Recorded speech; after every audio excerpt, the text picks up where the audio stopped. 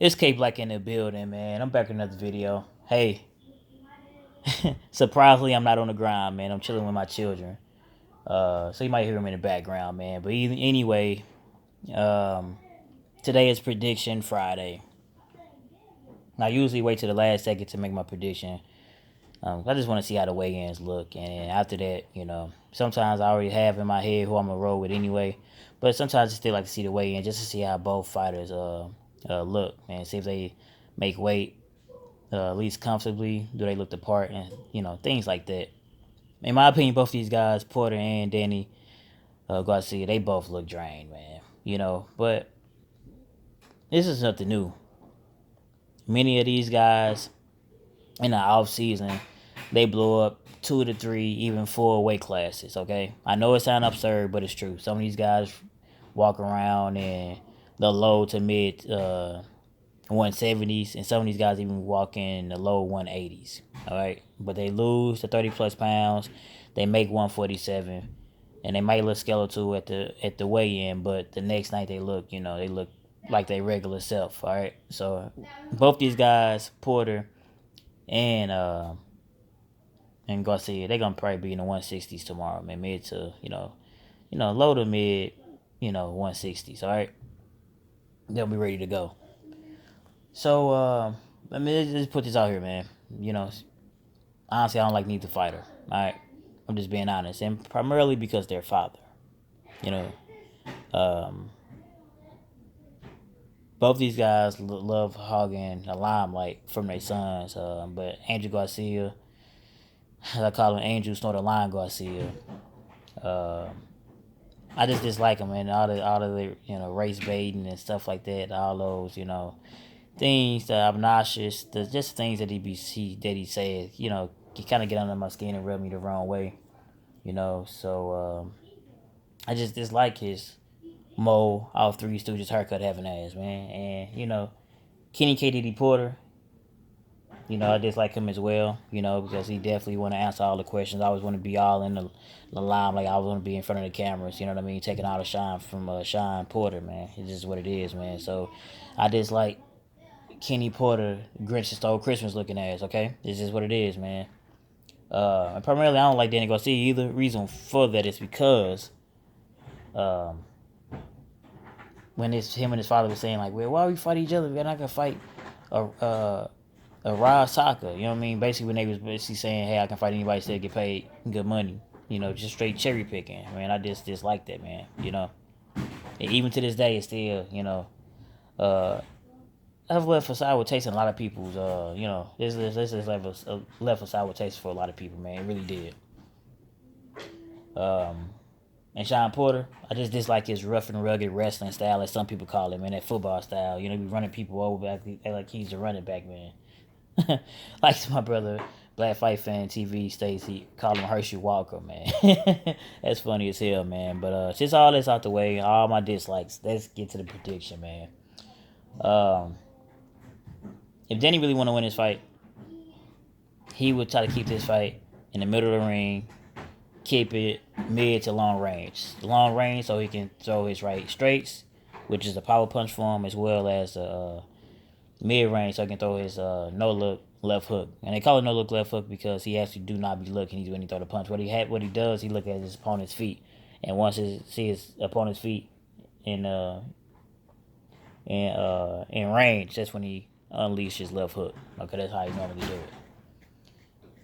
So if he can keep it at bay, if he can keep him, at bay with his jab, if he throw more jabs and with his right straights, because he's a taller fighter, he can have he can win a fight. And if he do rush in like he bum rush in or try to hop in like he be kind of like on his toes doing like kangaroo like jumps out of the way he be moving around, Sean Porter does, he can hit him with some left hooks, man. You know what I mean? Keep him at bay from keep running in. If he miss, you can hit him with counter punch because then he go see he's a good counter puncher. Sean Porter, like the rough and rugged style. Like I said, it's ugly. It's not base. It's not technique, but it works for him. Tremendous. It's a tremendous. Him and his father put up that game plan, fighting that way, and they have worked with him more times than not. So if he can, if you can push him back put him on the ring ropes, fight on the inside, and do what you normally do, man. Hit him with your hands, your elbows, your wrists, your fro, your head. You do all that, man, and hey, you can win a fight, man. So I just gave you the reasons how both participants can win a fight.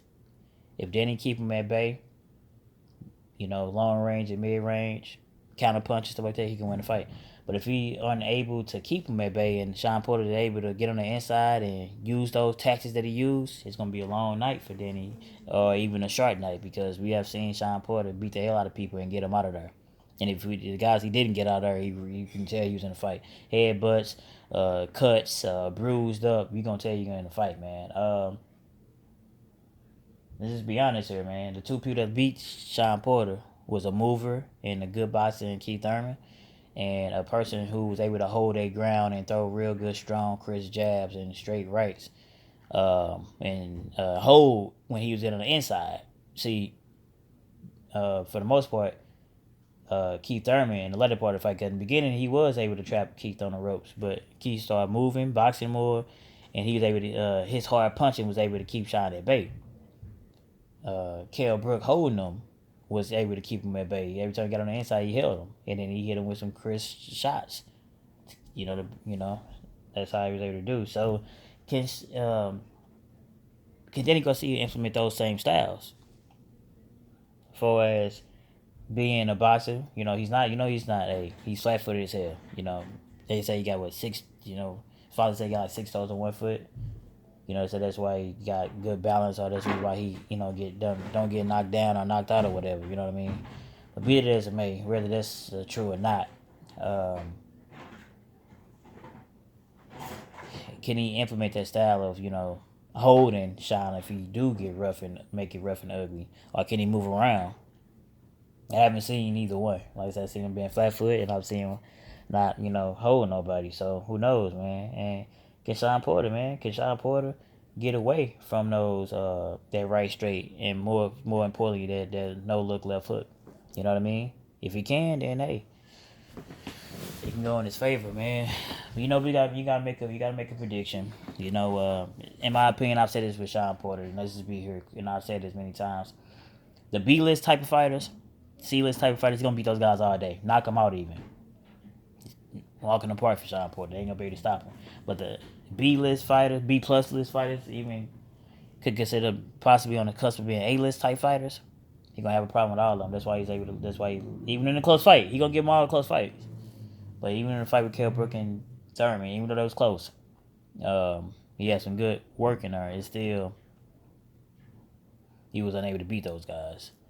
So whether I like it or not, Danny Garcia is on the cusp of that, man. So it's gonna be a 7 rounds to 5 type of fight, man. And Danny Garcia gonna end up getting Shawn Porter, man. And what I'm even saying, the reason I'm saying is because I believe they last fights, man. Granados was able to make Shawn work a whole lot harder than he's supposed to. That's supposed to have been a showcase fight.